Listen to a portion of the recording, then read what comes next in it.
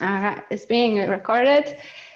People are still coming. All right, so now again, once again, welcome to the ZebrasUnite Berlin meetup with excellent guests.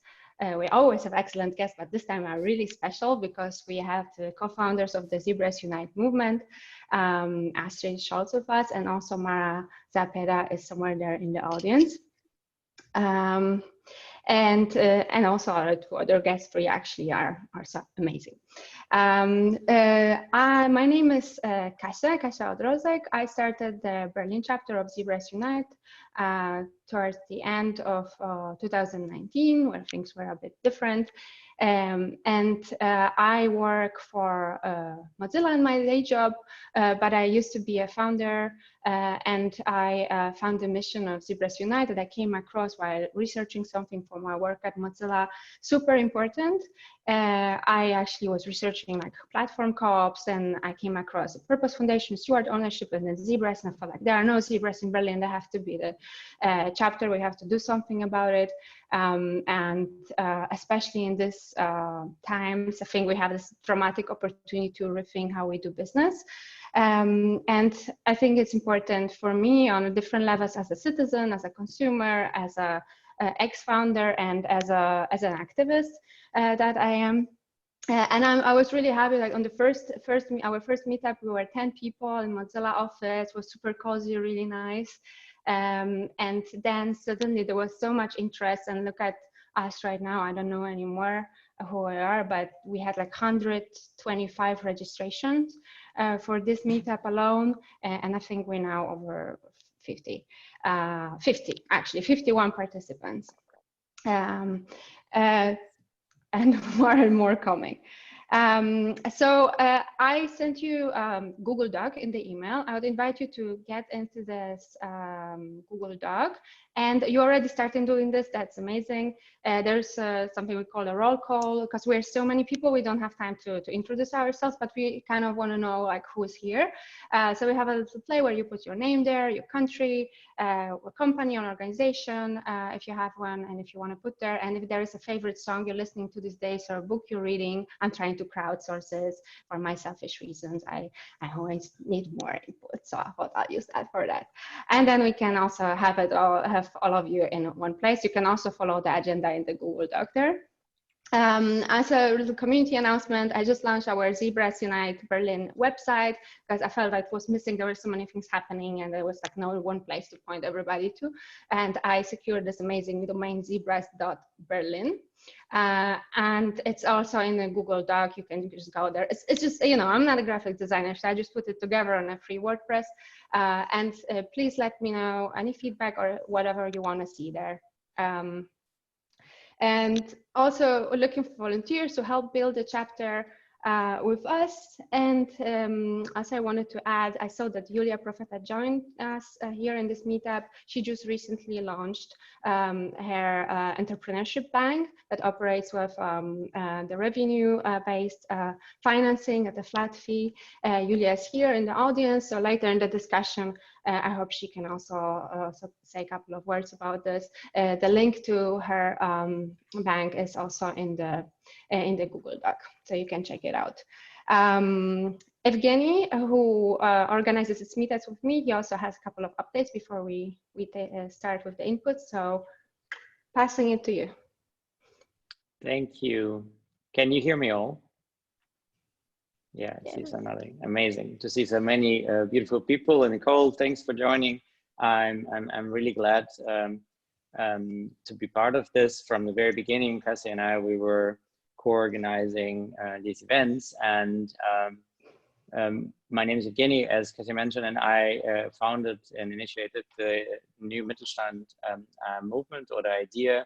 And the idea of New Mittelstand is very close to Zebras, and it's about bringing the best of both worlds from the Mittelstand and startup perspective to come up with a new purpose economy, or maybe in German, Sinnwirtschaft, whoever understands German. And this is really about purpose economy. I'm really excited to hear the talk, especially from Achim, but also from the other guests tonight. And at New Mittelstand, we also do have not only the sort of like the nonprofit activities, but also the for-profit or purpose-driven activities. And I think if you're excited to learn more about it, you can check out also our website, newmittelstand.org. And one of the articles that I joined or I shared there in the consulting area is how to think about culture. And we always think about culture as something very fundamental and something very important if we transform the companies. And that's why it might be maybe interesting for you to check out the link that I put also in a Google Doc. And other than that, we're really looking forward to have more participants for like our nonprofit activities, more Mittelstand or family-owned entrepreneurs or businesses, whoever is also interested to work with zebras. I think it's a really interesting bridge that we can build if we can connect the traditional, more traditional, but very rooted and ethically interesting businesses with a lot of iconic brands, especially in Germany or in Europe. There are 1,300 different like Mittelstand companies that have a very long history, and we combine that a long history with something super radically innovative. I think we can come up with a very bright future. And yeah, I'm super excited to be here, and passing it back to Katja. Thanks. Thank you, Evgeny. Received. So what we'll do today, our topic today is money, investing in zebras. There are a lot of articles more and more coming up arguing that companies such as zebra-like or zebra-friendly companies who actually care for both community purpose and profit, we should start rethinking our business, our economy in that sense, to start building businesses who are more sustainable, who are more resilient, who can actually survive this kind of crisis and actually contribute to building environment and building societies and building businesses that will lay the foundation for better handling crisis and emergency that we undoubtedly lie still ahead of us. The question is, of course, how do we channel money towards it, and who is going to finance them, and do we need to change priorities in the investing industry, and how do we do that? And who should get that money, and why is it zebras? There is a range of alternative financing instruments appearing, and all three, actually we have 4 speakers, but representing 3 streams. They will talk about the area they worked in, and we're starting with Astrid Scholz, who is the co-founder of ZebrasUnite, talking to us today early morning from the US, Portland. I imagine it has to be really early for you, Astrid. ZebrasUnite just recently launched the Zebras Capital Fund in the US, and we hope Astrid can share a little bit more about that and what are the lessons learned, and we can think together through like how we could replicate that, or what we can learn from that experience, and try how to translate that in the German ground. Take it away, Astrid. Thank you. It's great to be with you all, as long as you don't make me translate it into German. While I am German, I left Germany 30 years ago, so you really do not want to hear what I sound like. I sound like a 16-year-old girl when I try to talk about these sorts of things. Let me maybe take a bit of sort of a side road into the topic of how we invest in zebras. And quite literally, how do we invest in ourselves? Right? We're all zebras. We're all part of ZebrasUnite, and Mara and I and the other co-founders could not be more thrilled with the amount of interest that the original manifesto that we wrote 3 years ago garnered literally all around the world.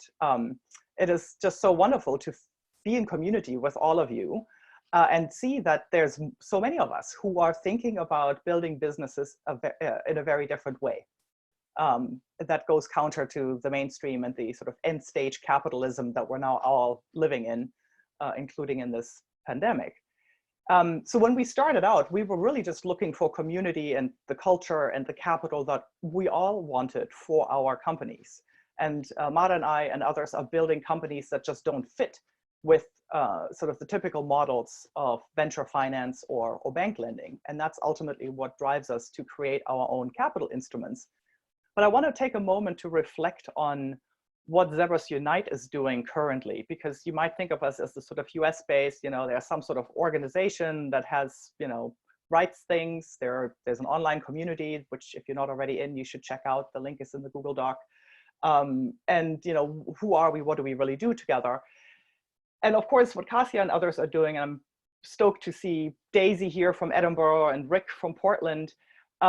You're building chapters. You're building local ecosystems of people, of entrepreneurs and investors who care about the different sort of community and culture and capital for how we build businesses. And one thing I want to say about that is we're now actively getting into a space where we want to tighten those connections with and between chapters, right? So ZebrasUnite at the moment functions as a nonprofit organization here in the US, and we sort of own the global brand, if you will, the brand assets that go with that, etc. But the intention here is to build a networked organization globally that is really held up by the chapters and by local groups of people like yourselves in Berlin, or most of you who are calling in from Berlin. And so in order to do that, we have thought long and hard about what kind of creature ZebrasUnite wants to be, right? It's like we sort of default to the twin, the twin construct of, oh, it's a nonprofit organization on the one hand, so we can attract grant funding, and on the other hand, it's run by volunteers. But when you think about that, those models are not scalable. Like if we're talking about building a new economy using the kinds of principles that we've articulated at ZebrasUnite, or that Evgeny and others are articulating around the new Mittelstand, or that Achim and his team at Purpose are talking about, if we really are talking about transforming the economy, we can't do it with volunteers and nonprofit organizations. Those things aren't scalable. So one thing I want to share with you is that we are turning ZebrasUnite itself into a cooperative. And we mean that quite literally, so that all of us become owners of the entity by which we mobilize capital, community, and culture along these principles that we all believe in, right? So that's a pretty profound transformation. We've incorporated here in the US, and then we want to work with the chapter leads on what it looks like to become members of a global cooperative, maybe setting up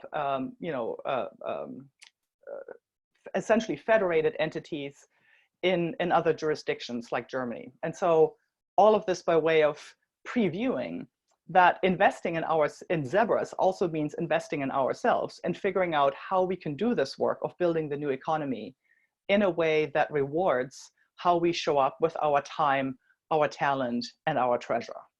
So I just wanted to preface what we're talking about today by saying, the entity formation and sort of the creation of how ZebrasUnite, unfolds as a global movement for and by entrepreneurs is now moving into this next phase, and we very much welcome everybody's ideas and contributions to shaping what that wants to look like from a global perspective. And so one of the things we want to do in the very near future, Kasia and Daisy and Rick and others, is get back with local chapter leads to figure out how we can support what you do from an infrastructure perspective. At the moment, everybody's spinning up individual websites and individual Slack channels and Telegram groups and whatnot. So we are working on essentially providing a bit more of a standardized environment and infrastructure around that, so that we can make it super easy for people to cross-fertilize between chapters. And one of these days we'll all be released from house arrest and we can actually travel to each other. So we want to make it easy for there to exist a global community that is rooted in local community, if that makes sense. So ZebrasUnite Capital. So with that preamble, ZebrasUnite is becoming a cooperative. ZebrasUnite Capital essentially becomes one of our major business lines. So we're in the process of creating an investment management company that allows us to walk our talk about how we need alternatives to venture and alternatives to bank financing.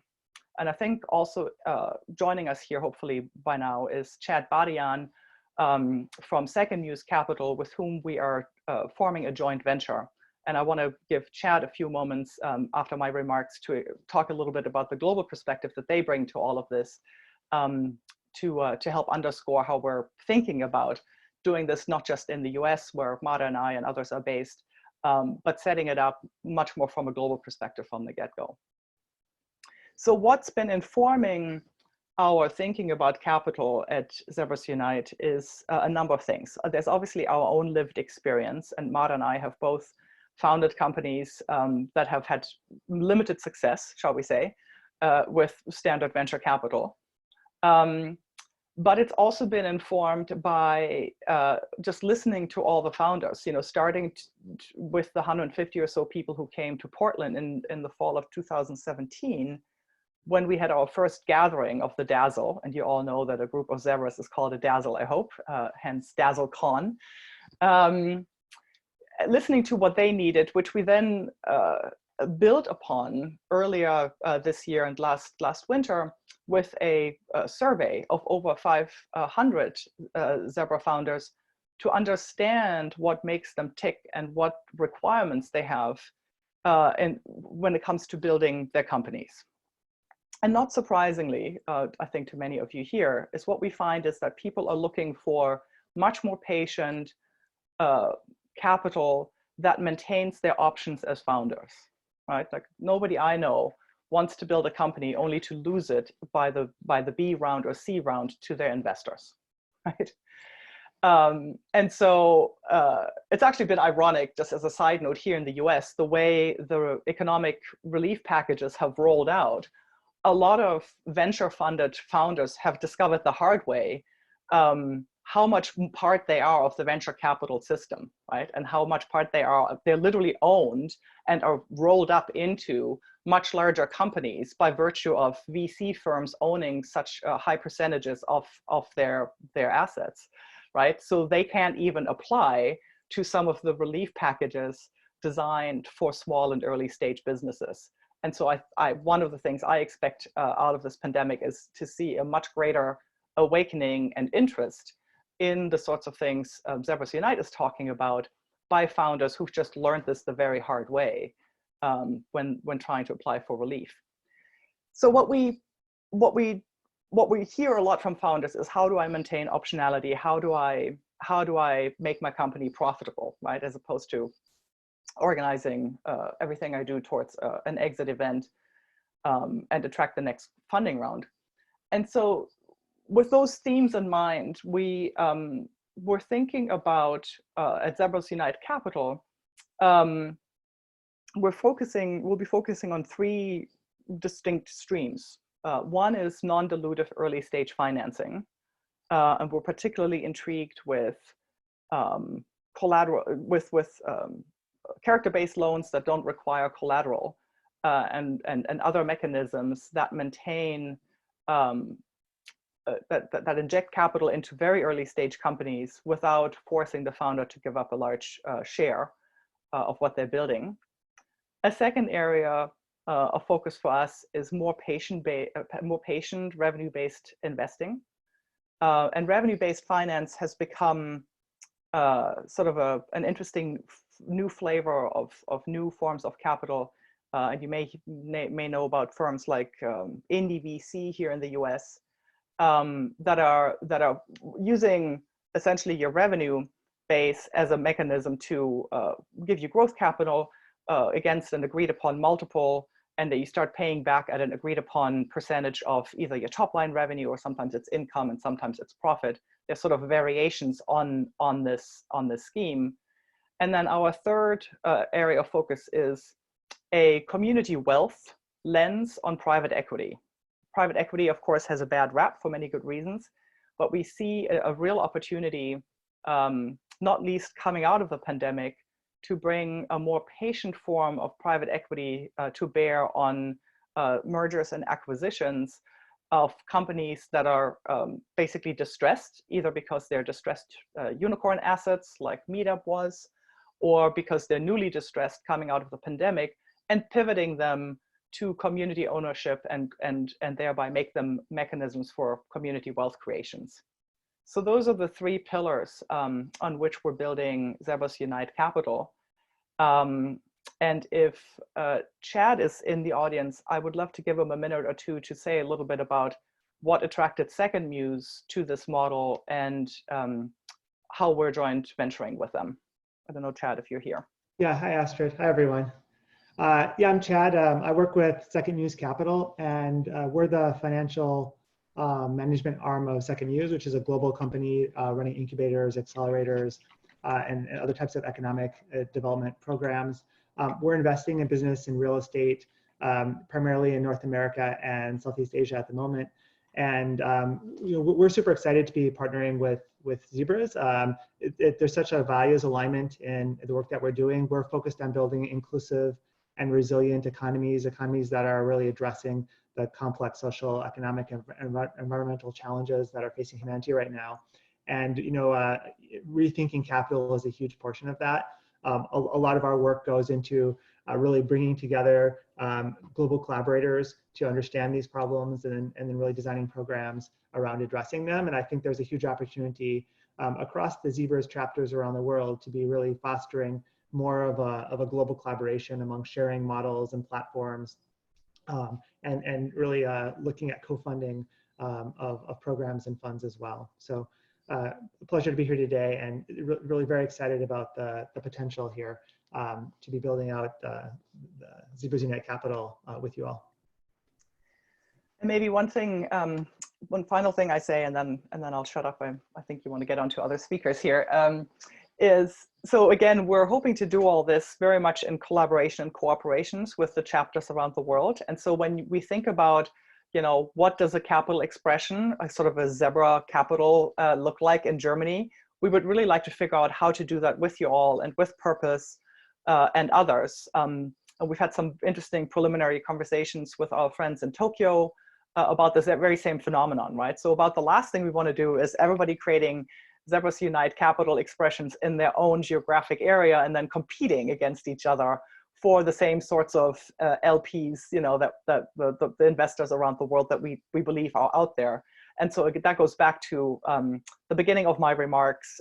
We're becoming much more operational now in terms of how we work together with the chapters and across chapters as part of essentially building out an international infrastructure that supports all of us in how we do these things. And the very last point I'll say is, as we transition to cooperative, one of the things we're very actively working on, and I suspect there are people who have opinions about these things on this very call, is how do you track the patronage? Like, how do you track what Kasia is doing, volunteering her time as a chapter lead? And that actually leads us down a very interesting path of developing an internal currency, of course, tentatively called stripes, by which we can basically track how people are adding value to our collective endeavor of transforming the economy. So whether you show up with your time, your talent, your treasure, or in a transaction with other Zebras, we're developing essentially, I hate to say it, the cryptocurrency, but stripes, to track all that. And so again, we look forward to consulting with all of you and helping us bring this to life over the next few months and years to come. So thank you. With that, I'll take my remarks offline.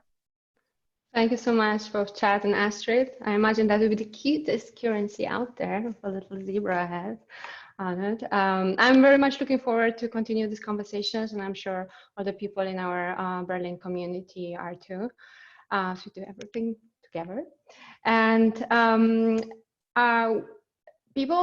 everybody, you will write down your questions. After we through with all the inputs, we will start the discussion. So if anything pops in your head, just write it down in the Google Doc or in the chat or wherever. Your moment will come. And right now we will continue with Achim and Camille from the Purpose Foundation. Purpose Foundation is here in Berlin, but they're active also in the US. I love them. I always say that I am their best ambassador because I talk to everyone about them since the moment I discovered them. as an educated lawyer, I love the whole legal framework of it and the steward ownership notion. They're trying to rethink the notion of ownership to transform economy, but I will let them speak for themselves. They also have purpose ventures, so that will be part of the focus of the talk today. And I will now be silent, and Achim and Camille, go ahead. Well, I'm going to kick us off. I'm Camille. I'm the co-lead of Purpose here in the US, and Purpose is an international organization. Like Kasia said, we're based in Western Europe. Most of the teams in Germany, the US, and Latin America. And we were started about 4 years ago now by a group of folks who, through personal experiences, either starting businesses or growing them, came up against the limitations of the normative ownership, corporate structure, financing structures, governance, et cetera, and started looking for alternatives, and really started investigating other organizations around the world that, through their ownership and legal structures, had been able to maintain their independence, their commitment to mission, and their relationship to stakeholders. And through that investigation, this concept of steward ownership emerged, which is both really a philosophy about what a company is and who should control and benefit from companies in the economy, as well as a legal framework for a set of legal structures that instill two core principles into the legal DNA of a business. One is that we say that steward-owned companies are self-determining, which means that control over the business, most like the voting rights, are held by people inside the organization, closely connected to its mission. This is obviously a departure from the normative way, where investors come in with a bunch of money, and the amount of money that they bring in equates into the amount of control that they receive. These structures really break the money power dynamic that we normally associate with financing. And the other is that profits serve purpose. So after paying back capital providers and sharing profits with stakeholders, the majority of the profits are reinvested into the company to further its purpose. And the second part of that principle is that these businesses are decommodified, which means that if a sale were ever necessary because the business were insolvent, or it made sense to merge with another company because there was a strong argument that it would further the company's mission, any profits from that sale couldn't be privatized. So we're really taking the teeth out of the incentive in treating companies like tradable assets on the speculative market. Purpose as an organization, our mission is really to enable companies and entrepreneurs to transition into these ownership structures and to raise capital on aligned terms. And it's kind of a mighty task, right, to change how ownership is viewed in the economy. And so we do it through a couple of different ways.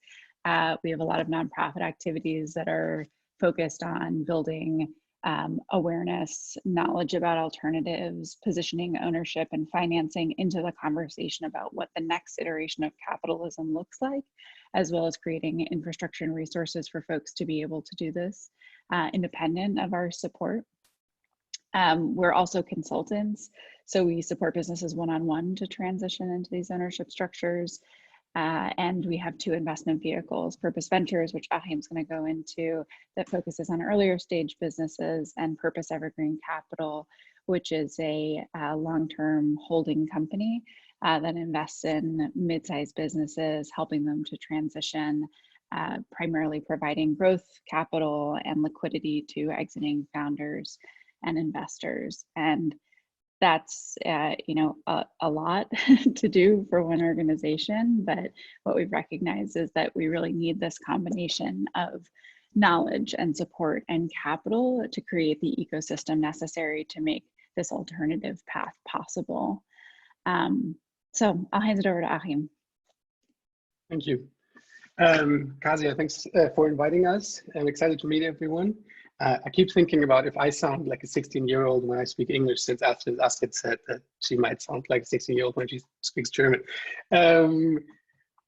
Yeah, building on what Camille said, we started Purpose Ventures as kind of the third activity within Purpose. We started off with the idea work and the nonprofit work, and after that, we wanted to enable people who caught this idea of steward ownership and wanted to make it happen we help them to transform to a legal form that actually secures that promise as a binding legal promise and not just as kind of values on the wall. And then we noticed, okay, this is great. People pick up the idea. People want to transform. But if we really want to make a difference on a systemic level, we need a lot of capital to move towards steward-owned companies. As it is not really our way of like screaming at other people or politics to just do something, we said, okay, let's just try to do it ourselves. And that was the get-go of Purpose Ventures and Purpose Evergreen Capital. We said it needs entities that prove that it's possible, and not only possible, but beautiful and successful to invest in steward-owned companies. Yeah, that was the birth hour of Purpose Ventures. I think there is a particular magic in not only transforming to steward ownership in a later stage, but actually starting a company as a steward-owned company, because I think there is so much potential in this at the first time of a company, and I think steward ownership almost acts like an accelerator for truth in that early stage, because it fosters communication and dialogue between founders and investors, etc. And yeah, what does Purpose Ventures do? We only invest in steward-owned companies or companies who want to transform to steward ownership. And maybe one or two words about how do we invest, or what does it mean to provide steward-owned suitable or steward-owned suitable capital to those companies. It means it's pretty much adds up to what Astrid said. It's more patient capital, it's long-term. It is non-exit driven in our case. It works with capped returns for investors. And what might be special is that it's always no voting rights or low voting rights. So it keeps the power with the entrepreneur, because that's one of the really, really important principles. We say ownership and entrepreneurship should be linked. Yeah, and in general, I think Purpose Ventures is very open to being creative and trying to figure out what's the best mechanism to represent the kind of relationship that the given company and the investor needs, because I think ultimately that's what it's about. What kind of relationship do you want to have? And I don't think we have figured it all out. I think we all have to learn quite a bit in terms of what forms of alternative capital are needed.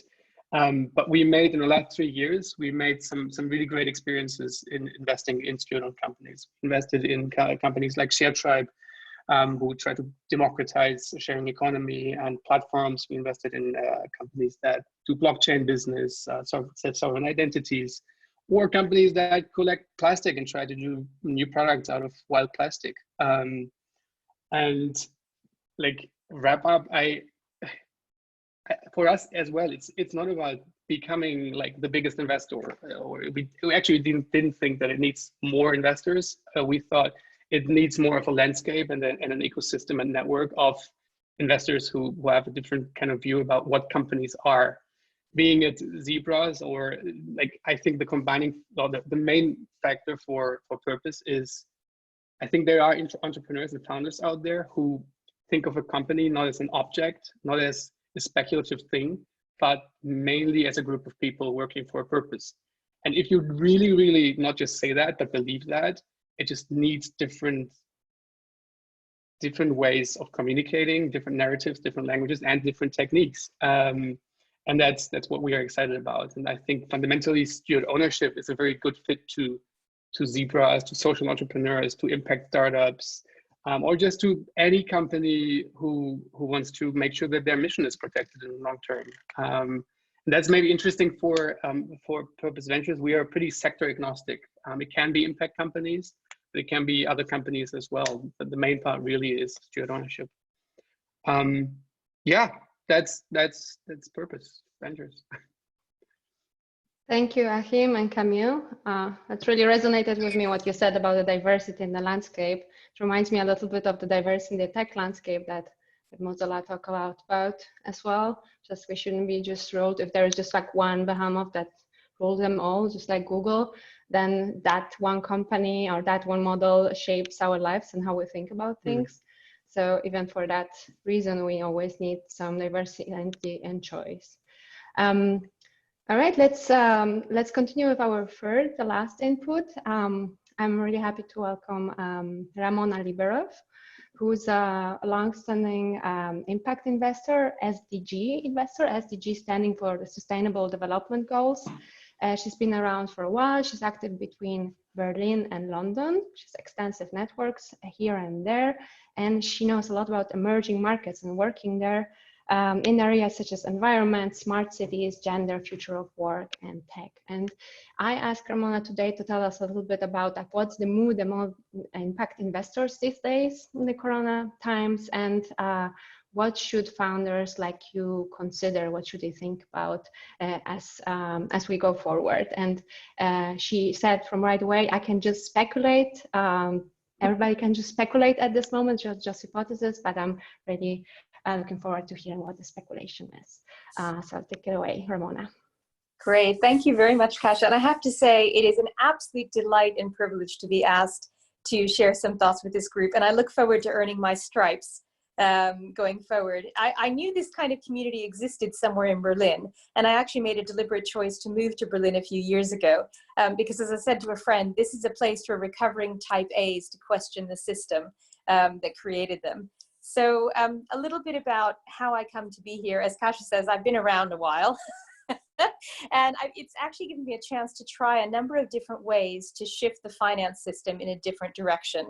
And part of what I like to do is to spend a lot of time with skeptics and try and influence the majority, rather than necessarily stay with the people who I think agree with me. But I have to say, it's very, very nice to be in a room where I know that everybody pretty much will agree with me in terms of how I think. But it may also be useful because I can try and translate a little bit about how the others think, because sometimes we need the rest as well to start to shift in this direction. So I've actually been a corporate investor in the future of clean energy. I've been a long-term angel investor. I have also been a founder a few times in business models that are incredibly complex, very inclusive, and tend to fail. Good learning. And I've also run an accelerator in emerging markets that's brought together investable propositions with innovation. So the question was kind of, where do I see ESG investing or impact investing? Mind you, either of these questions could take me an hour, so I've tried to keep very strictly to my 6 minutes per topic, and I will just refer to notes to make sure I don't go off track. But I'm also very happy to talk to anyone more about any of these specific issues or respond to provocations later on. So I think, first of all, you know, there's some really reasons to be cheerful. Before COVID hit, I would have said that there was a slow but steady march across all areas of private and public equity into understanding ESG impact, and the fact that, at least on the downside risk, it now doesn't make sense anymore to ignore these things, which I see as a major sign of progress. And a few of these things, just a few data points around this. First of all, there is definitely better data now around performance. We kind of had to wait 10 years or so before we actually got enough data to satisfy the skeptics that taking an ESG approach does not hurt your returns. Of course, it's what all of us knew, but it's what we needed to be able to prove. And the other really amusing data point I find is that sustainable funds have actually performed better, even in the short term since COVID hit. Obviously, it's a small amount of data, but I love the proof of what we all know. And in a way, we needed some of the systematic measurements and benchmarks that have come up in the last few years to be able to prove it to ourselves and to others. So I think we can have a lot of confidence around that. I think the other thing is there's a lot more money actually coming in. So every quarter we see an inexorable increase in the amount of capital. It's still small. And I love kind of Astrid's point around, you know, billions to trillions. We need trillions. We've got billions, but at least it's billions, not millions or single dollars. So, you know, there was a record, for example, 10.5 billion moving into 300 plus funds. For these are exchange traded funds, public equities in the US, but you know, that's a 20% increase on fourth quarter last year. And because of that first point, which is now we know that you don't lose anything, that trend will accelerate. I think it's also very interesting to see that, you know, there's a lot of interest coming from China. I was quite interested to see there's actually UBS report that their private banking portfolio has doubled to over $1 billion. As consumers in China recognize, maybe in the light of this crisis, how things like food and environment actually matter as well in their finances and their purpose. So this idea of purpose and money coming together more solidly And also, frankly, there being more products and vehicles being offered by the large banks in order to satisfy that demand. That's an important part of the picture. You need product in the supply chain as well as demand.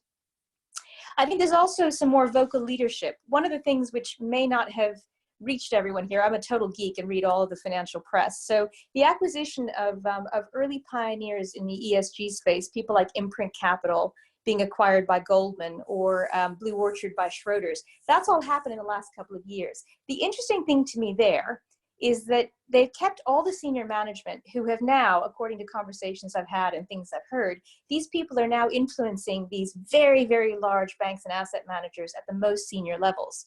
So they're starting to get them to understand impact in a much more nuanced way, to help them see opportunities and not just downside risks, to help influence particular thematic areas, whether it's energy and environment or tech. I think they will have some of the most profound impact because they'll be able to work from the inside and be seen as insiders and no longer as outsiders. And in a way, I see everyone on this call as being the next wave of the people who are currently outside the system, but will begin to influence and shape it in different ways. And I'm very, very excited about that. I think another kind of effect of COVID-19 on investment is that people will suddenly start to realize that you cannot separate out the S. We had far more growth in the E area because of environment and fossil fuels, but you can't actually separate out the social. We're now starting to lay bare both the vulnerabilities and also the needs of functioning societies and economies. And therefore, things like treating your workers well and finding ways to work in partnership with government is absolutely what a functioning economy needs. Again, I don't know how many will be aware of this, but even people like KKR, who are not known for their for their benevolence, have actually realized that once the low-hanging fruit in private equity is done by helping to measure your energy or move to clean energy or save water, actually treating your workers better now results in more systematically improving profit performance and employee loyalty. So I think it's really interesting that the kind of S part of ESG is now starting to get its own prominence. And finally, on the kind of big investor side, I would say I have to give you a little bit of bad news, which is that I wouldn't overstate the conservatism of the finance industry. I mean, I work in a lot of tough to reach areas like reforestation finance. They should be an obvious area to put money in. But because the form of many of the things we need to do in the world is different. For example, in reforestation and integrated landscape use, you have to think about a number of different things: agriculture, employment, energy. They don't fit the neat boxes that have been set up in the existing system. And therefore, it's very, very difficult to finance them, even if everyone agrees how important they are to finance. So I think there's still a lot of creativity and a lot of energy needed to shift the entire finance system in a very different direction. So as much progress as we've made, my friends, we are still at the base camp of Everest. I think there's still a ways to go. So shifting topic, on the second topic of what should founders think about, and bear in mind, I've been in pretty much everyone's shoes on this call. I've been a founder, I've been an investor, I've been in a corporate, so I understand that everybody's got a tough job to do. I don't think it's going to get easier, but I think the main component of it not getting easier is simply that it's going to be slower. So my very first piece of advice is become a deep sea diver when it comes to money. Just find a way to operate in the thriftiest, most lean, most nimble part way that you can at the moment. And also figure out how to achieve some proof of market demand or financial business model sustainability as early as you can. I see many, many founders, particularly in this purpose or impact area, spend a lot of time refining their impact thesis or their value they're going to bring to the world.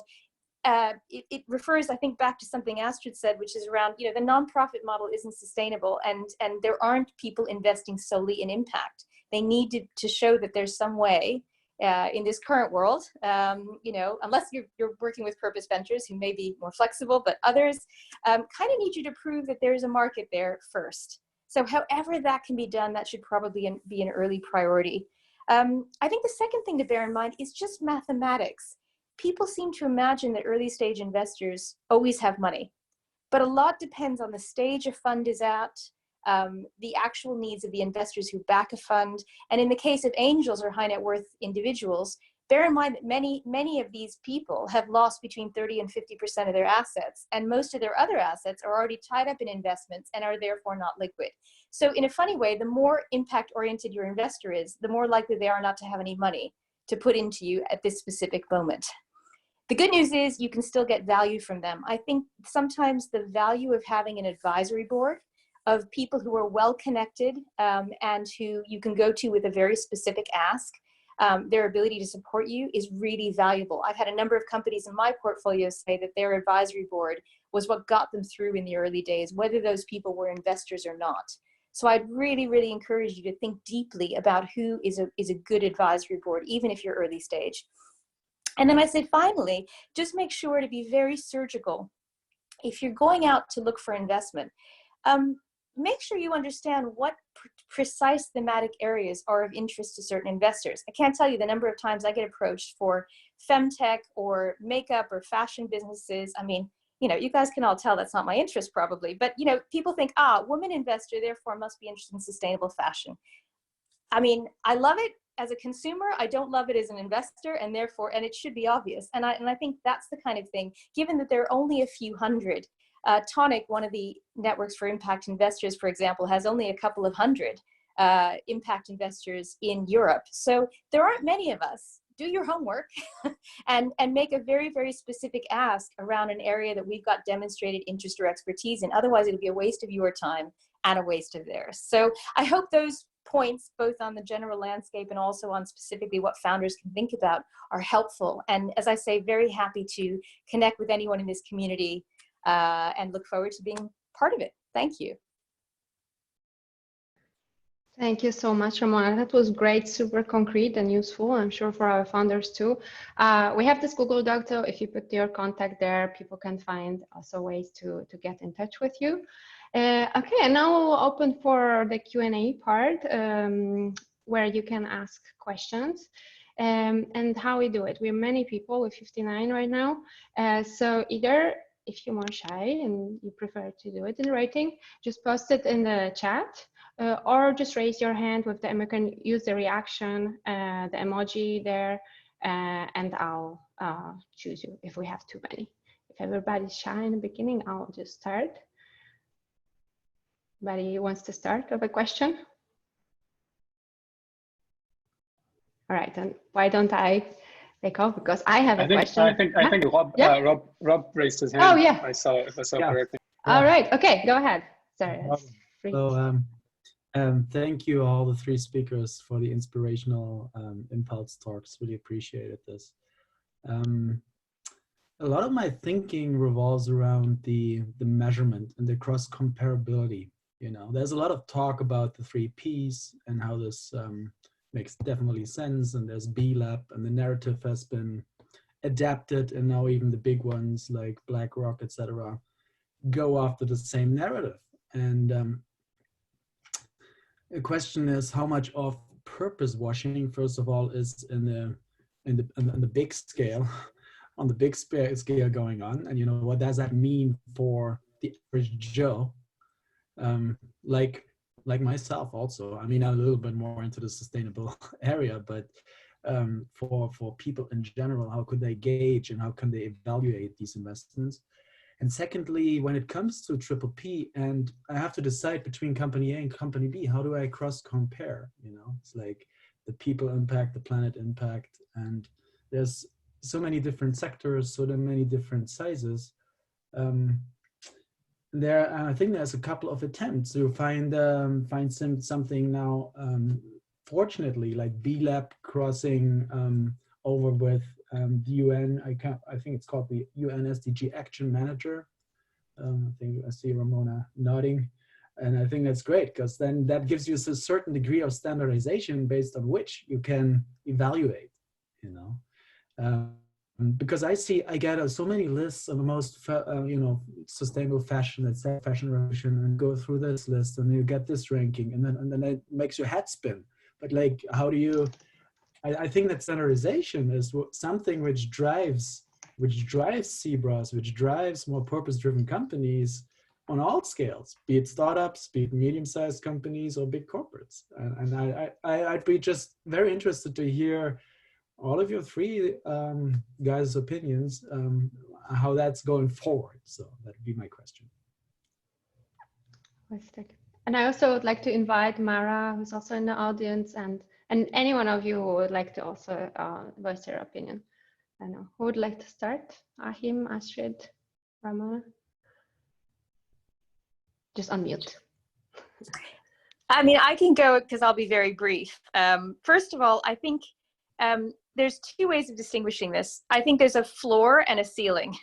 In terms of standardization, a lot of the SDG framework offers people the chance to check in and see how companies are doing.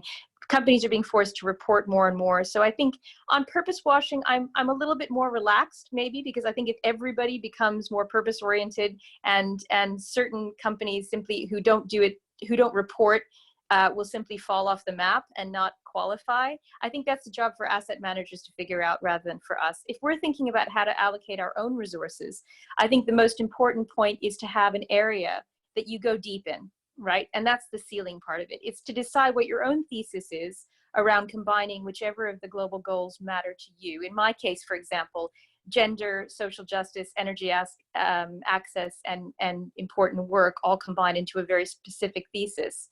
And that's how I judge, where I put my own money and energy.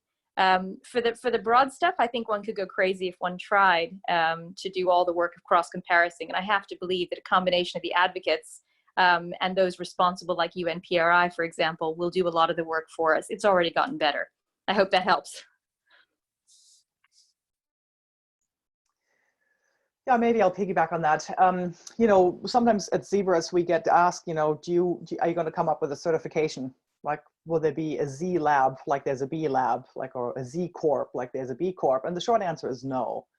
One of the things I don't like about B Lab is it's just a certification. It doesn't actually protect the practices very rigorously. And we see this time and time again, like Etsy and others, who get bought out, have a hostile investor takeover, and then all the good stuff falls by the wayside. And so at Zebras, we tend to think that the business model is the message, right? The business model is the impact. And I suspect Achim and Camilla are aligned on this with us, that we see many, many diverse corporate forms across the ZebrasUnite community, many, many cooperatives, and other forms, including public benefit corporations and other corporate forms that actually enshrine these triple bottom line practices and protocols.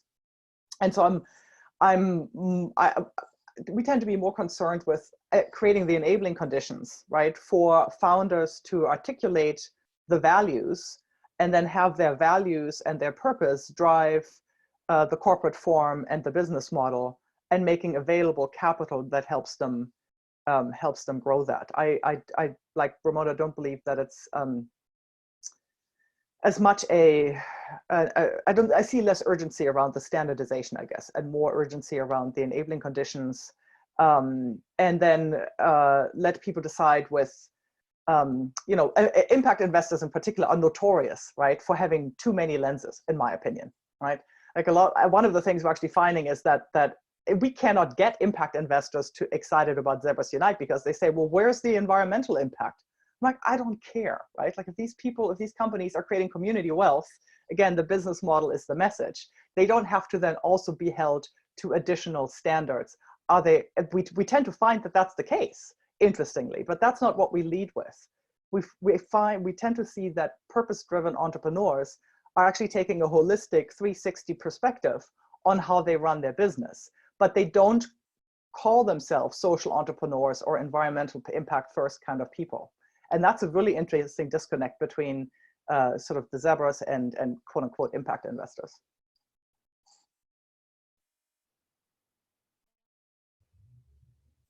Someone like to add to that? Annika, I think, is raising her hand. Yeah, I would agree.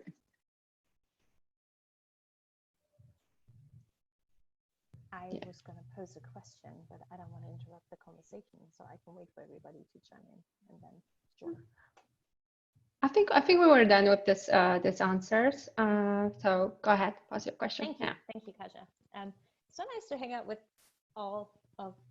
so many of our friends, which is really great. My question is, I consider a lot of the speakers really systems level thinkers. A lot of what you do requires so much patience, and it's going to require a decade or longer to really start creating that change we want to see. How do you guys think about intervening right now in the COVID-19 situation? when so much of our work is so long-term and requires so much patience. Have you found anything that is working that you can do right now that has an impact in the next week that directly changes the reality for entrepreneurs or for other systems level thinkers? Are you able to switch gears? And if so, what does that look like?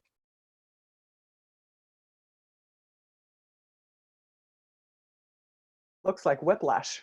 That makes my head hurt. That's what it looks like. So Mata and I and others here in the States spend an inordinate amount of time on the phone with policymakers and legislators right now to educate them on how business works and how some of these recovery efforts could be engineered to be much more inclusive and to begin to set some of these enabling conditions that we're talking about. Right here in the US, we have a huge problem with racial inequity and huge disparities in wealth. Right? So when you think about the narrative of an entrepreneur who does a friends and family round, which is very pervasive here in the US, sort of the Shark Tank, you know, go apply to the Y Combinator. If you're African American or a Native woman or Hispanic or an immigrant, you know, or those, it's almost incomprehensible to a European to see the amount of disparity in this country from where, you know, people start as entrepreneurs when they start their entrepreneurial journey. And so we've been taking the COVID pandemic as very much as an acupressure kind of point to say, all right, let's get the recovery right. Let's figure out how we can use both these immediate measures that are coming down from Congress. And we've done, some of it is like silly stuff. Like, can we just get fintech platforms deputized by Treasury to handle these loans, because the traditional banking system is so hugely discriminatory. And again, you almost, and I'm German, right? Like it's almost incomprehensible how uneven the playing field is here in this country. But so those are some of the things we're doing, like trying to drive change in the right direction. And then also on the other hand, you know, ZebrasUnite as an organization is working very deliberately on some alternative mechanisms. So for example, ZebrasUnite Capital is just beginning an advisory project with one of the major foundations here in the US that is very concerned with creating a more inclusive economy, on the design for a distributed infrastructure that is owned by community lenders who serve Black and brown and other underserved entrepreneurs in this country, as part of the mechanism for aggregating and deploying capital into underserved communities. So it's a both and, like making the immediate intervention through education and policy advocacy, and laying the groundwork for some of this recovery, the recovery efforts to be more aligned with Zebra principles. I mean, I can add a couple of points to that. I was nodding away furiously because I think it's such a good question. You can't do this work without being a systems thinker, but you can also drive yourself completely batshit crazy sometimes, you know, about the complexity of the challenge. So the way I try and parse it is twofold. One is I try and study the system and find vulnerable pressure points. And then I try and get myself as close as possible to people with great influence who have far bigger credibility than I do. So for example, I'm on a European, the call I was on before this was a European Union digital leaders call. And, you know, I don't deserve to be on that group anymore because I was put on it when I was very important in a corporate and they've never taken me off, because I think if they tried to, I would really object. But the important thing about that is I've got one issue that I really want to hammer home, which is I don't believe that many of the VC funds taking public investment money in Europe from people like the European Investment Fund are held to any principles in terms of the diversity of their investment committees, the representatives of their senior decision makers, or anything else. That's been my one issue at a macro level for some years now. And I basically try and find the places to irritate people with enough questions so that it gets more visibility and more scrutiny. That's at the systems level.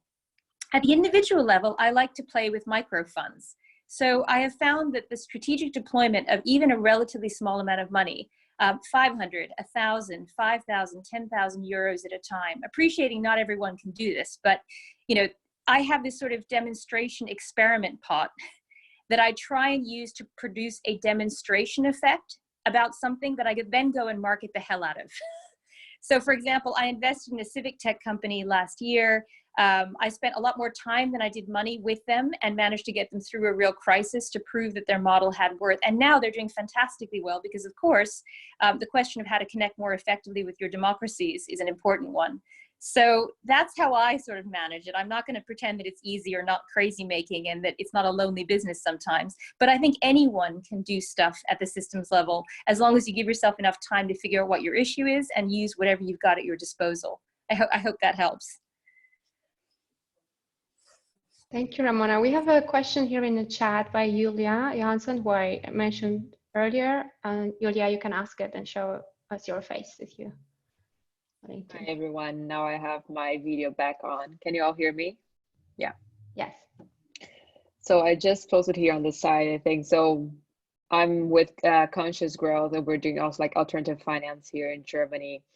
And I think that coming also from the VC background, impact investor myself, one of the questions that we always have to go back, especially when thinking about alternative funding options, is what kind of return are we also offering to investors, right? I think our LPs, they always have the VC as a benchmark for the risk return profile of early stage investments. So I'd love to hear what's your take right now, both Astrid and Achim, in your funds, because yeah, that's I think our biggest challenge. Yeah, I understand that challenge.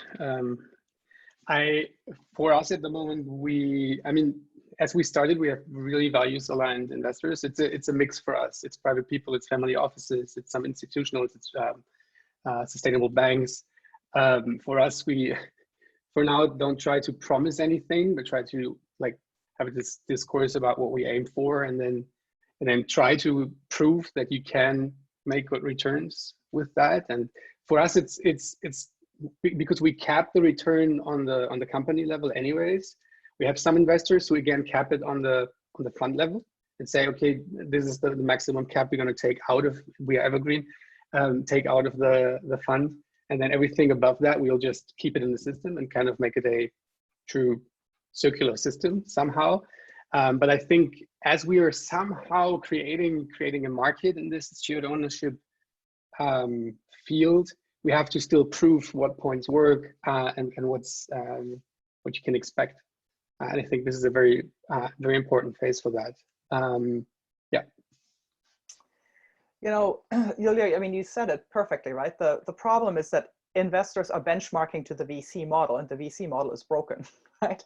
So you have to reject the premise. That's where, and that's not easy, but that's a lot of the work that ZebrasUnite is doing sort of on the educational side, is you reject the VC premise and you paint a different picture of what it looks like to go beyond VC and articulate to both founders and investors what that capital spectrum looks like between bank loans and venture.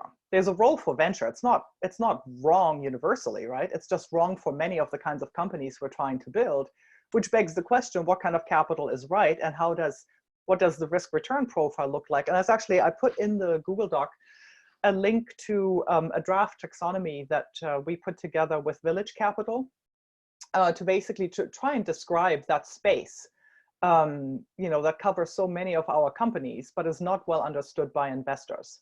And we would love to have all of your eyes on it and invite your comments, because the idea is to use that taxonomy to inform, you know, some navigation tools for investors and founders to have more meaningful conversations about their return expectations, you know, and the capital that's right. One thing that's so difficult is that when you think about it, you know, as the entrepreneur, you have the least amount of time and the least amount of money to go search for investors that are aligned with you. As an investor, you're sitting pretty because you've got a ton of incoming all the time. But even investors want better qualified leads, right? In terms of what their thesis is. And what we don't have is a shared language and a shared understanding that helps us make these connections with any degree of fidelity. And so as a result, you get too many founders posturing as if they were building unicorn companies. And you've got too many investors saying things like, oh, I'm a seed stage investor, by which they mean you should have $1 million in ARR. It's like, no, we need some, so, you know, where we need standardization is in the language to describe the capital ecosystem. And so I'm very much hoping that you all will take a look at that taxonomy. And then you can, and then the short answer is, you know, like some of the things that Ramona invests in, you know, nobody would promise venture style returns on a piece of forest land. That's a different asset class. And sophisticated investors understand it. The problem is that we have tried to put too many things into the VC asset class. And now we need a few more crayons in our box to color sort of a different picture of what a diversified investment portfolio looks like. Yeah, and I think in terms of performance of European VC, I asked a colleague of mine to kind of crunch some numbers and see some studies there. It's not that it's a hugely successful area for performance. I don't have the numbers now, but if we looked at it and said, okay, over a period of time, it's not hugely successful in terms of return. But somehow it seems that if you can promise that and say, okay, this is what we want to achieve, there will be unicorns. It seems to be still attractive, but I think there is a system for those who want that. It's out there.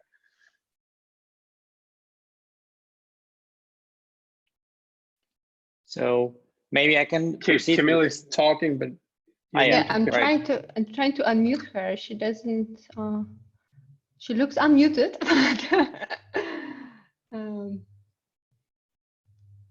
I don't know. I'll unmute all for a moment. Did that work?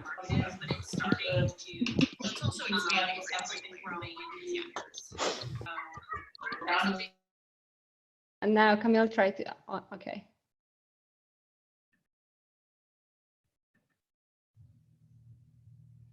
I think she dialed in via phone. Yeah. Yeah. Okay. Yes. Cool. Okay. I just wanted to add that in the U.S., what we're seeing is that it's really a deal by deal. Sorry, my internet's having a problem. We're seeing it on a deal by deal basis, that each one of these transactions really creates an opportunity to have the conversation with investors about what is the right risk return profile per company. And it feels very much like we're still in the stage of experimentation, depending on the stage of the business, what industry it's in, how it's performed in the past, what the experience of the entrepreneurs are. It's a much more nuanced conversation. And I think that there's real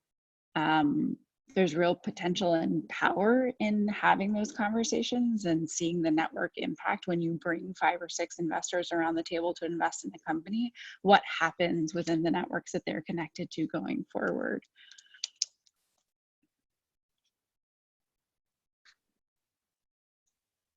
Thank you. I'm sorry for unmuting everyone at once before. I know that was unexpected. So problem solved. Evgeny had a question, right? Evgeny, are you still with us? Yeah. Yes. Okay, go ahead. Yes. Thanks a lot, Kasia. I have interestingly observing this conversation and really love the fact that we are thinking all together, although everyone is coming like from different cultures and different organizations. And I think this is really the topic that I wanted to ask is about collaboration. Isn't it the fact that in order to achieve a high capital efficiency, we need to think about how to work together in a slightly different manner than the startups do? And maybe it's also, I'm talking from a perspective of the Mittelstand or traditional family-owned businesses or SMEs. Maybe it's not only about how they be collaborating with startups, but also how we are investing into the new ventures and how we are fostering collaboration, because obviously the capital is like the blood of the organization. So if that flows in the right way and supports collaboration of different organs, like in the organism, then you would definitely have a more functional body or a system. So I was wondering who maybe observed or already had experience more collaborative capital. Like, is there any way that we can maybe change the way we think about investing in a more collaborative manner? Right, and I would just piggyback on that fast with my question that it's similar. Like if we want to achieve systemic change, not only investing, but for example, in terms of environment or how companies operate in this area, we also need to kind of collaborate together so that we see where do we duplicate effort or where the efforts are kind of counterproductive. So how do we get to this stage?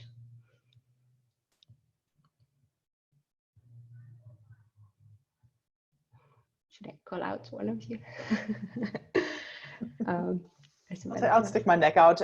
So, I mean, on that latter point, Kasia, it's, so again, this is why, you know, this is why ZebrasUnite is becoming a cooperative, right?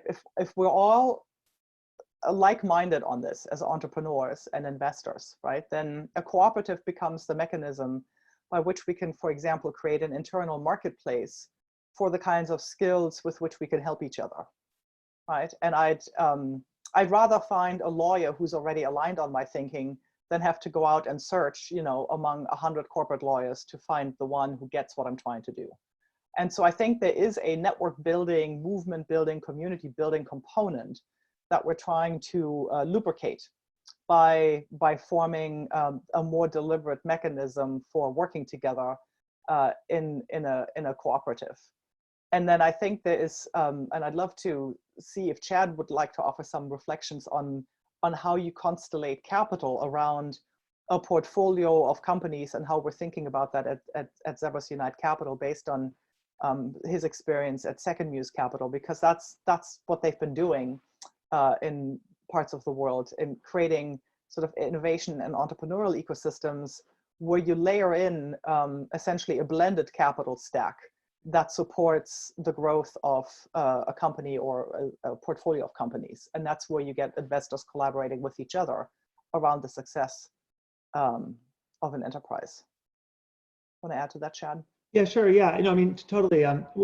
Blended capital is really at the core of our capital mechanisms. And one thing we've really noticed consistently, both from capital directly as well as in working with startups, is, you know, when you have one type of investor who's investing into a business or any property, whatever it is, they're looking for a particular type of return. And it's true whether it's a traditional, you know, economically motivated investor or someone who's investing for, you know, for impact or philanthropic purposes. Yeah, we're looking for a particular type of outcome.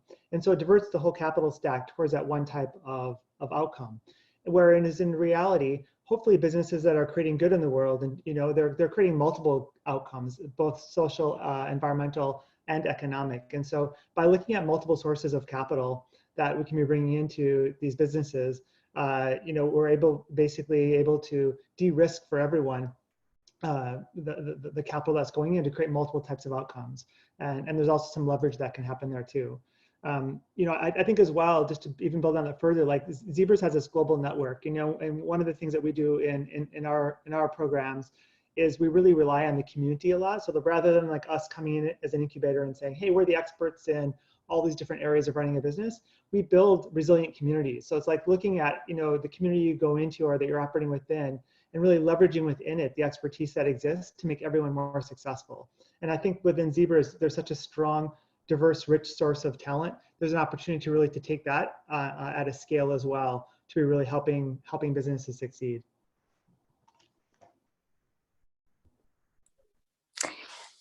I might add something a little controversial, which is I think one of the challenges is to broaden the community as well. So part of the effective collaboration is not always working with people who share your opinions to the 100%.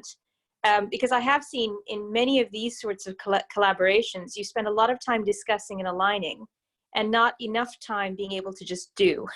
So I think there has to be some acceptance that it's not a perfect world. We're all still experimenting. And you know, nothing that you see is going to meet everybody's needs 100%. So I think one very important requirement of collaboration is actually flexibility. You know, it's a certain measure of ideological or dogmatic flexibility, which is hard to find sometimes, because the function of community can also be to find people who you want to persuade to think exactly as you do. I think a level of broad alignment and broad, you know, should be enough, actually. And that's what I'm encouraged to see, sounds like, is here in this community. It's just not always the case.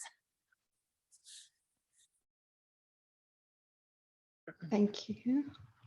I'm looking through all this like free plates of people here. If there's anyone raising their hand. It's not. I have a provocative question, something I read recently in an article. But in Silicon Valley said that if the startups are going to be bailed out by the state, they shouldn't be just bailed out for nothing and get the money for free, but the state should get shares in these companies and a stake, so that in the future they can, well, steer the company a little bit also in the direction of public good. And I was just wondering if there is something smart, or is that something completely unrealistic? And I wanted just to throw it here in this round and hear what you think about it. Should public money be part of the structure? Yeah, I think that's something we can say a little bit about, because what we see at the moment, especially in the crisis, is two things I would say. One, a lot of people ask for the state now, and I don't think that the state is the better entrepreneur. And I think it's deeply troubling that we might have a lot of companies that might be state-owned after this. Whilst on the other hand, I think it's deeply troubling as well how many companies get bought at a very cheap price at the moment. For example, in Germany, Lufthansa, really, really cheap price, and people can just buy parts of that company because they have money. And I think this kind of reflects the systemic discussion we have at the moment, and this extremely important point where we need to have a fight of ideas or a discourse about ideas, and not only the two very kind of strong and old ideas in terms of, okay, this is shareholder value and I can just buy parts of companies as I would take a piece of cake. And the other, the state is the better entrepreneur. There is something we can build on. And I think that is, especially in Germany, social market economy, and the idea that we can combine freedom of entrepreneurship with the social thing. And I think steward ownership is exactly that. We can make sure that companies are not for sale, but still keep entrepreneurial. So I think the state has an important role, but not being the better entrepreneur.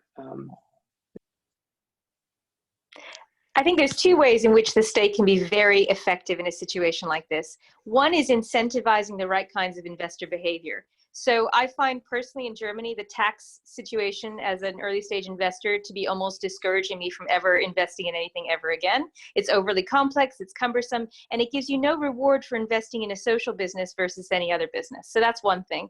The other thing the state can and should do, though, is provide loan guarantees. Because a bit to Chad's point about blended finance, the way in which the state can help entrepreneurs is not, just as you say, to own a piece of the company.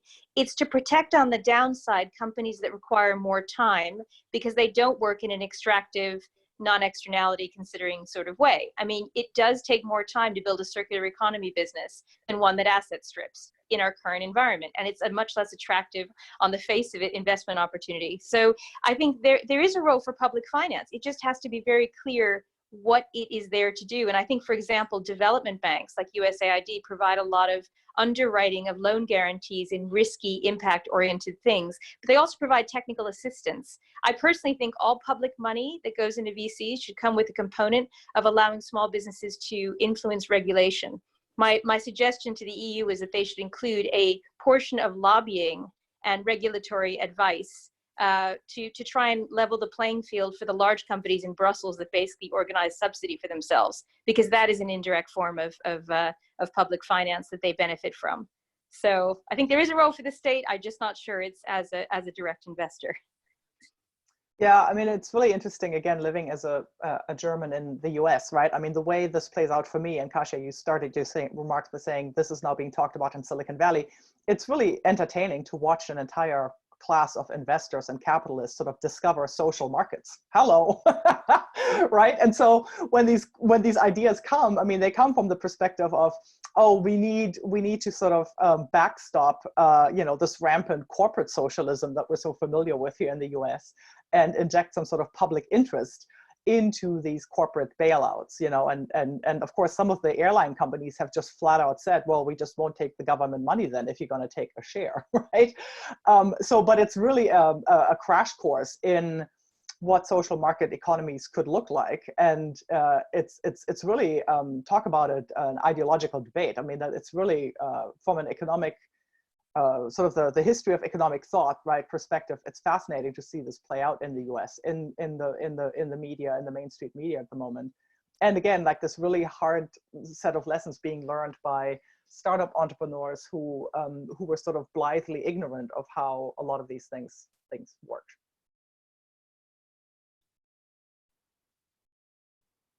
Thank you. Super interesting. Just and yeah, one follow-on question yeah. maybe to Astrid, because I think you probably know both perspectives, the kind of German, European, and American. Maybe do you see like a big difference in between how this topic is being approached by the governments, but also in general, how it will be developing over time, the investment into the social or more purpose-driven economy? Just a cultural country question. Yeah, I mean, if you look how we've stripped out, you know, I mean, we've completely undermined the tax base in this country. Like all of the things Americans now discover they would really like reliable healthcare and education and, you know, getting a check from the government, you can't have if you don't have a tax base, right? And so, so yes, the recovery effort here will be a pretty epic struggle, I think, of how do you redirect American capitalism towards a more social model that we're familiar with in Europe. You know, as is so often the case, a lot of that fight will be waged by private interests, which in the case of the US will take on the good side, on the side of the good side of history, will be a lot of private foundations, right? We have a formidable philanthropic sector in this country. And we're already beginning to see some campaigns spinning up and some internal conversations around how you use this moment in time to basically transform American capitalism. But it's absolutely, it's fascinating. Yeah, and it's very, very different. Like the cultural starting points are very, very different in this country and in Europe, and how the recovery gets approached, for sure. And they are. I was Sorry, just going to add one quick point on that, which is, I think it really helps to be an outsider to a system. I mean, I've lived in Europe as long as, just about as long as Astrid's lived in the US, but I'm originally American. So I think you almost have to have the outside-in experience of getting to relearn your own values and then looking at the environment in which you are to appreciate the virtues that both have. I mean, one thing I get quite cross about is the reflexive lambasting of each other's cultural models without necessarily understanding the positives. There's a tremendous amount of, for example, as Astrid said, philanthropic, but also communitarian support networks in the US that exist in the absence of a state system to support everyone. So I think those things don't get reported on or aren't necessarily understood, and they're very easy to critique. Similarly, in Germany, I find there's a lack of incentive to, not obviously among this group, but among many people, to change the status quo because they feel they don't have individual agency. So there's a lot to like everywhere you look almost. It's just you need a perspective from the outside in and a deep perspective around why things are the way they are. Well, thank you for these great contributions. We're almost out of time. We just have 5 minutes. So I think we can just like do the last round here, and everybody's talking about being resilient. This day, maybe each one of you could give us a short understanding of what do you think, what is a resilient company, to close this round.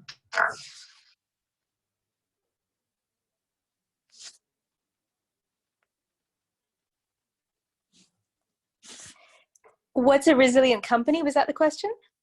Yes, yes. What makes a company resilient?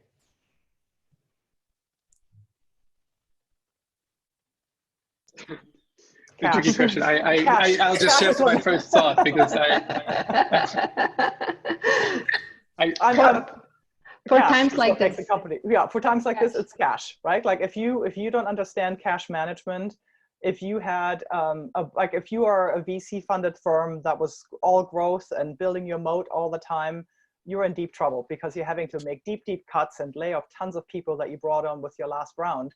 So I would say any of us who are building, you know, revenue first companies that are really focused on delivering service to our customers and users are resilient. And I mean, we did a sort of a quick straw poll on the ZebrasUnite community to say, you know, how are you feeling right now and what's going on for you? And a lot of people would said, you know, I think about half said, my company is affected, but I have a plan.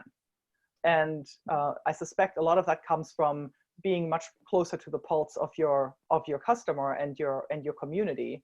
That's my theory, and I'm sticking to it. Cash. Great, thank you. I think you can say a lot about what a resilient company is, but I'll try to add what we can from the steward ownership perspective. We have some very interesting numbers about Denmark in comparison to Sweden. Denmark has a very big tradition in terms of steward ownership. 60% of stock market there has some sort of steward-owned structure, and it's interesting that compared to Sweden, where they don't have that, into forms of crisis, a lot of those companies were either taken over or went bankrupt in the last crisis. But in Denmark, as they have a lot more reserves, as they are steward-owned and put more money on the side rather than taking it out, they can survive a lot better, and they're not taken over. So they came out of this last crisis a lot better, which could make a very strong point. And they seem to keep their employees longer, even in crisis. And like that was more numbers driven. And from a personal perspective, I think those companies, they build on the stronger engine to begin with. They build on intrinsic motivation. And I think it might be soft, but it is a very, very big advantage to have those kind of worldview and perspective on what a company is in a crisis, because that's what connects you to your people and the business. I don't have numbers for that, but I do believe that deeply. Yeah, I don't know if you can hear me now, sorry. Anecdotally as well, from our network of companies, what we're seeing is that those that have been investing, anticipating some sort of market crisis, they didn't anticipate it coming in the form of a pandemic, but they had been preparing for the last 6 months, the last 12 months, knowing that the market was going to suffer at some point in the future. Those companies, that like resiliency being not only the ability to react in real time, but to anticipate what's going to happen in the future and plan accordingly, we're seeing that being a really big determining factor about, you know, both this question of how much cash they have on hand and how prepared are they. Yeah, it's hard to go. Yes. Sorry, it's hard to go last because these are all really good points. But I'll say two. One is shared sacrifice. People are now looking to whoever is in leadership positions for their signals, and people have a very finely tuned sense of fairness. So if people act very swiftly from the very top to set the tone, salary sacrificing, you know, everybody being in it together, that makes a big difference. The other thing is anti-fragility. So Morrison's, for example, the supermarket in the UK, decided to pay all of its suppliers on the nose, unlike the usual supermarket tactic of delaying, because they understood the viability of their farmers and supply chain was critical. What did that do? It gave them a big reputational boost, but it also made them less fragile and more resilient. So I think shared sacrifice and anti-fragility are the two other things I'd mention, but cash is probably the one I would have said first. May I add one thing very briefly, what we see from the mindfulness space. Those companies that are willing, where leaders and people are willing to be vulnerable and to show socially and emotionally intelligent. That is what we see in Hong Kong, in the UK, in different places, really help them. And where they have a really, really good positive outlook, even in the bad that is happening. I think it's also enabled people to collaborate with their competition. We're seeing this a lot within, just to give an example, the sustainable food and agriculture space in the US. There's sort of a generation of independent businesses there, and they're all collaborating. You know, competitors in rice supply chains in the US are sitting down and asking, how do we all weather this storm together? Which is pretty, you know, remarkable. Thank you all so much. We ran out of time. If you want to stay in touch with us, go on zebras.berlin or ZebrasUnite.org, our mothership movement, and you'll be hearing from us soon. And it was a delightful discussion. I learned a lot, and all of the reactions in chat say the same. So thank you so much to speakers and to all of you for great questions. Have a great evening. Bye. Thank you very much. Bye. Bye. Bye. Thank you. Bye. Bye.